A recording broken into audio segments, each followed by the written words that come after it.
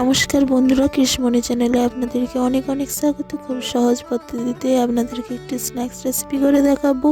পুরো ভিডিওটা আপনারা স্কিপ না করে দেখবেন আর আমাকে কমেন্ট করে জানাবেন। এই সুন্দর ভিডিওটা যদি আপনারা ইউটিউব থেকে দেখেন তাহলে সাবস্ক্রাইব করে পাশে থাকবেন, আর ফেসবুক পেজে দেখলে ফলো করে পাশে থাকবেন। চলুন বন্ধুরা, রেসিপিটা করা যাক। কত সুন্দর হয়েছে দেখুন রেসিপিটা। একটা বোল নিয়ে নিয়েছি, এবার দিয়ে দিব 2 বাটি ময়দা নিয়ে নিয়েছি। এবার দিয়ে দেব পরিমাণ মতন লবণ।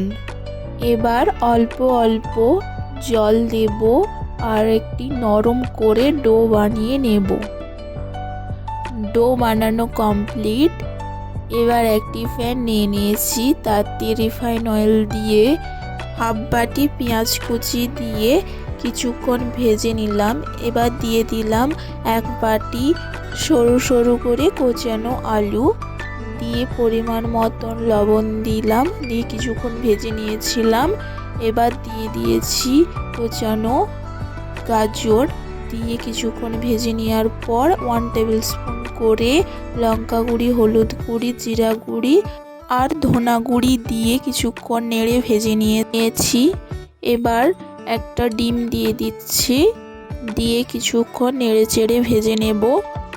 দেখুন কত সুন্দর ভাজা হয়ে গিয়েছে। এবার দিয়ে দেব 1 টেবিল স্পুন কাঁচা লঙ্কা আর একটা বড় টমেটো আর 2 টেবিল স্পুন ধনেপাতা কুচি দিয়ে কিছুক্ষণ নেড়ে চেড়ে ভেজে নিলেই রেডি। রুটিটা পাতলা করে বেলে নিয়েছি। এবার 1 টেবিল স্পুন দিয়ে দিয়েছি টমেটো সস, দিয়ে পুরটা দিয়ে দিলাম। পুরটা দিয়ে একটু খুব চাড়িয়ে নিয়ে অল্প জল দিয়ে চিপে চিপে মুড়ে নেব।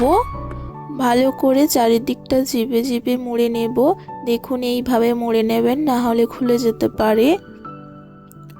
সবগুলো মোড়া কমপ্লিট। দেখুন কত সুন্দর হয়েছে।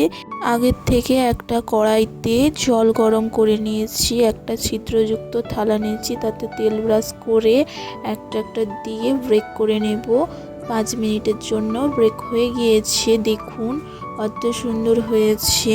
এইরকম ভাপিয়েও খেতে পারেন, কিন্তু আজকে আমি একটু ইউনিক টাইপের করব। একটু বোল নিয়েছি, তাতে দিয়ে দেব 4 টেবিল স্পুন ময়দা আর দিয়ে দেব 2 টেবিল স্পুন গ্রেট করা গাজর, হাফ টেবিল স্পুন করে সাদা জিরা আর কালো জিরা আর চিলি ফ্লেক্স দিয়ে দেবো 1 টেবিল স্পুন। পরিমাণ মতন লবণ দেব আর 1 টেবিল স্পুন দিয়ে দেবো রিফাইন অয়েল।